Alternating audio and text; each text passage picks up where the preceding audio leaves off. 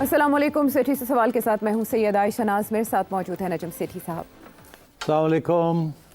سیٹھ صاحب, بڑا critical issue ہے اور اتنا کریٹیکل ہے کہ اس پہ وزیر اعظم پاکستان کو کوئٹہ جانا پڑا. وہاں ایپیکس کمیٹی کے اجلاس کی انہوں نے صدارت کی اور اس میں انہوں نے بلوچستان کے مسئلے کے حل کے لیے مختلف تجاویز اور اقدامات پر غور کیا. اصل میں جب بھی ہم بلوچستان کی بات کرتے ہیں نا تو ایسا لگتا ہے جیسے ایک ایسا موضوع ہے جس پہ بار بار ہم لکیر پیٹتے رہتے ہیں, سانپ ہر بار گزر جاتا ہے. یہ جو گزرا ہفتہ ہے یہ بہت کروشل رہا. آپ نے بھی دیکھی ہوں گی خبریں اور خون آلود مناظر, اور جیسے بلوچستان اب کی بار ایک نئی آزمائش سے گزرا ہے. حملہ آوروں نے ایک تو یہ کہ 26 اگست کے دن کا انتخاب کیا جب 18ویں برسی تھی مرحوم اکبر بگٹی صاحب کی. 26 اگست کی شب کو ہم دیکھ رہے ہیں کہ 6 مختلف مقامات پر مختلف طریقوں سے اٹیک کیے گئے. کہیں شناخت کر کے ٹارگیٹ کیا گیا اور کہیں جو پولیس چوکیاں ہیں, تھانے ہیں, ان کو ٹارگیٹ کیا گیا. پھر مختلف شاہراہوں پہ بھی ہم نے دیکھا کہیں ریلوے لائن اڑا دی گئی, چاہے کہیں جلا دی گاڑیاں جلا دی گئیں. ایک میسج دیا گیا خوف کا, دہشت کا. مختلف انداز ہے اب کی بار اٹیکس کا, اور جو اس میں شامل ہیں افراد, کوئی انہیں کہہ رہا ہے کہ یہ لاپتہ افراد میں ہیں, اس میں ینگ ہیں بہت زیادہ لوگ جو شامل ہو رہے ہیں اس طرح کے اٹیکس میں. خواتین 3 مختلف خواتین ابھی تک خودکش اٹیکس کر چکی ہیں, وہ بھی بڑا سگنیفیکنٹ معاملہ ہے.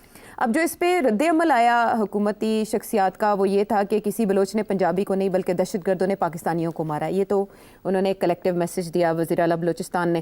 پھر وزیر داخلہ ہمارے محسن نقوی صاحب جو پہنچے بھی ہوئے ہیں ایپیکس کمیٹی کے اجلاس میں, انہوں نے کہا ہے کہ حملہ کرنے والے دہشت گرد ہیں, انہیں ناراض بلوچ نہیں کہا جا سکتا, اور یہ کہ بلوچستان میں جو ہونے والے حملے ہیں وہ انٹیلیجنس کی ناکامی نہیں ہے. اس کے ساتھ ہی انہوں نے کہا کہ یہ ایک SHO کی مار ہے جو وہاں پر لوگ اس طرح کی تباہی مچا رہے ہیں.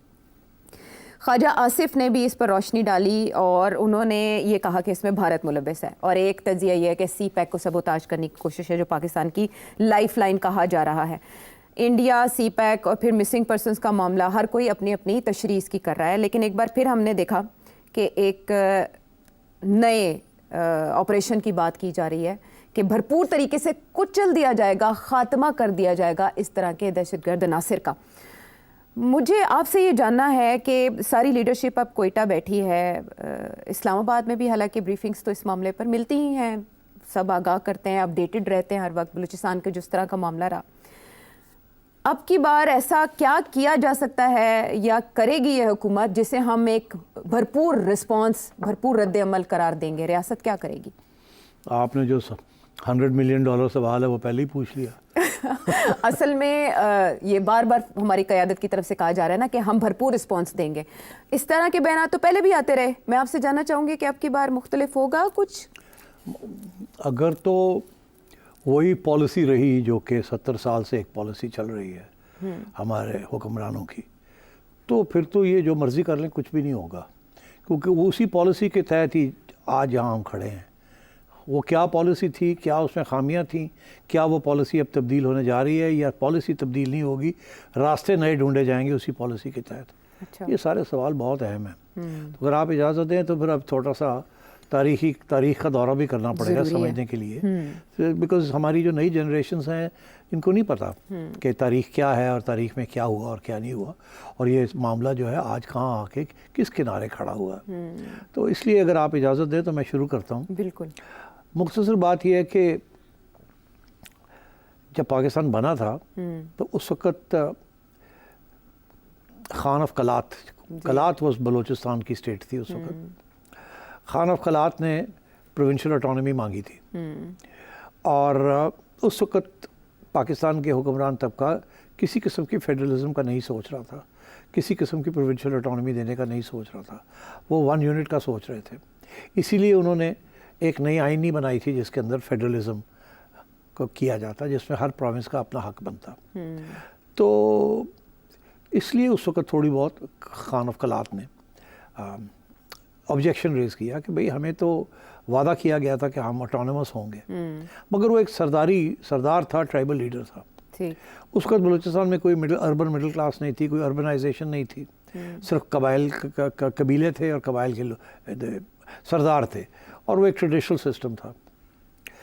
پاکستان کی حکومت کا اس وقت رسپانس یہ تھا کہ تیری ایسی تیسی, تو ہونا کون ہے, اور کچھ اس وقت کے سیبر جیٹس یا کچھ تھوڑی سی بمباری کر دی انہوں نے جا کے وہاں، اور ان کو کہا کہ سیدھے ہو جاؤ نہیں پھٹے چک جائیں گے تھوڑے، بکواس بند کرو. خیر وہ کولیپس کر گیا، اور چھوٹی موٹی ریزسٹنس تھی وہ ختم ہو گئی. معاملہ ون یونٹی چلتا رہا وہاں، کسی افیکٹو فیڈرلزم نہیں تھی، ان پرنسپل نہیں تھی. پھر یہ ہوا کہ جب مارشل لا لگا 1958 میں، تو انہوں نے ایوب خان نے تو فارملی ون یونٹ بنا دیا نا جی. تو اس وقت پھر ریزسٹنس شروع ہوئی.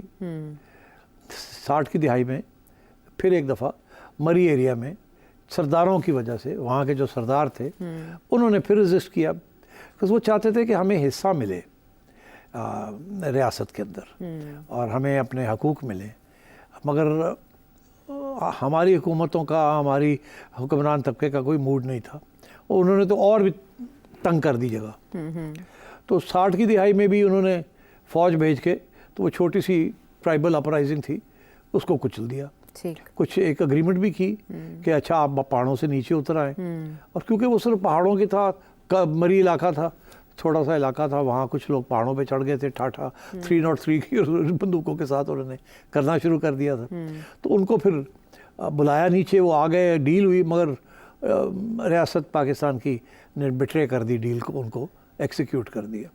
وہ بھی ایک ہسٹوریکل میموری میں ایک داغ ہے بلوچ کی، جو جسے آپ کہتے ہیں کانشیسنس میں. مگر اس وقت بھی کوئی لمبی مڈل کلاس نہیں تھی، کوئی اربنائزیشن نہیں تھی، کوئی خاص ڈیولپمنٹ نہیں. ایوب کے زمانے میں ڈیولپمنٹ ہوئی، مڈل کلاس بننی شروع ہوئی. پھر ایوب فارغ ہوا تو بنگلہ دیش ہو گیا، وہاں بھی آپ کو پتہ یہی مسئلہ تھا فیڈرلزم کا. وہ کہتے تھے کہ یہ 2 یونٹس جو ہیں، اگر 2 یونٹ ہی کرنے ہیں تو پھر ہم جیت گئے 1 یونٹ میں، ہمیں پاکستان کا حکمران بنائیں. وہ ہم نے یہاں سے بیٹھ کے کہا نہیں ہو سکتا. تو پھر دیکھا آپ نے کیا ہوا، اور ایک سیاسی پرابلم کو حل کرنے کے لیے ہم نے ملٹری آپریشنز کیے، اور اس میں پھر انڈیا کی مداخلت ہوئی. انڈیا کی مداخلت ٹھیک تو بنگلہ دیش بن گیا. انڈیا کی مداخلت نہ ہوتی تو آپ کی 50,000 کی وہاں فوج تھی، وہاں مکتی بہینی چھوٹے چھوٹے لوگ تھے، یہ تھا وہ تھا، آپ نے ان کو کرش کر دینا تھا. مگر وہ ایک بہت بڑا پریزن کیمپ بن جانا تھا پھر. مگر کیونکہ انڈیا کی ہو گئی انٹرونشن تو وہ آپ سے ہاتھ سے نکل گیا، وہ آزاد ہو گئے، اور آپ لوگ پرزنرز بن گئے 90,000. پھر بڑی مشکل سے بھٹو صاحب نے ان سب کو واپس لے کے آئے اور ایک ڈیل کی اندرا گاندھی کے ساتھ. 70 کی دہائی میں کیا ہوا کہ بھٹو صاحب نے آپ کو آئین دے دی، جس کے اندر فیڈرل کیریکٹر آئین کا تھا، اور ہر پروونس کے حقوق تھے. بلوچ جو تھے ان میں سے صرف ایک بلوچ تھا لیڈر جو کہ اس کے خلاف تھا، باقی سب نے کہا ٹھیک ہے مان جاتے ہیں. اور پٹھان لوگ جو تھے وہ بھی مان گئے. پہلے وہ ماننے کے لیے تیار نہیں تھے، مگر انہوں نے کہا یہ آئین بڑی اچھی آئین ہے، ہمیں حقوق ملیں گے پروونشل اٹانومی، صوبائی خود مختاری دے دی. تو وہ ولی خان نے منا لیا بلوچوں کو، عطا اللہ مینگل کو منا لیا، اور غوث بخش بزنجو جو کہ بلوچستان نیپ کے لیڈرز تھے ان کو منا لیا. ایک سردار ایچسن کالج کا پڑھا ہوا، پنجاب کا پڑھا ہوا، اس نے کہا نہیں میں نہیں مانتا، ہمیں یہ کم حقوق ہے، ہمیں زیادہ حقوق ملنے چاہیے. ان کا نام تھا خیر بخش مری، وہ مری قبیلے کے سردار تھے. اور یاد رہے کہ 60 کی دہائی میں بھی مری قبیلہ کے لوگ کھڑے ہوئے تھے. اس وقت خیر بخش جو تھا وہ اسکول میں ہی تھا، مگر قبیلے جو تھی وہ مری قبائل کھڑے ہوئے تھے. تو وہ ایک چھوٹی سی جگہ تھی مری علاقہ جہاں ریزسٹنس تھی، اور وہ بھی سردار کی وجہ سے. مگر پھر انہوں نے منا لیا خیر بخش مری کو اور کہا کہ نہیں جی سائن کریں. تو سب نے سائن کر دیے جا کے. پھر آئین کے اوپر بھٹو صاحب نے سب کو کہا سائن کریں. 1973 کی کانسٹیٹیوشن بہت 99.9% کنسنسس کے ساتھ بنی، جس کے اندر فیڈرل کیریکٹر جو تھا وہ پکا کر دیا گیا. اس میں یہ تھا کہ 2 لسٹیں بنا دی، ایک فیڈرل ایک پروونشل، اور یہ کہا گیا کہ سارے کے سارے 90% سبجیکٹس جو ہیں وہ پروونشل ہی ہوں گے. فیڈرل گورنمنٹ جو ہے وہ صرف 3-4 موٹی موٹی چیزیں اپنے پاس رکھے گی، فارن پالیسی رکھے گی، ڈیفنس رکھے گی، کرنسی رکھے گی، اور اکانومی جو ہے موٹی موٹی، باقی سب چیزیں جو ہیں وہ پروونسز کو چلی جائیں گی. آئین میں لکھا تھا کہ 10 سال کے اندر اندر یہ ہوگا، نہیں ہوا. وہ انہوں نے سائن کر دیا کہ چلو جی 10 سال اسی کاٹ لواں گے. وہ آج تک نہیں ہوئے. آج بھی باتیں ہو رہی ہیں کہ جی فیڈرل لسٹ جو ہے اس کو اور ڈیوالو کیا جائے.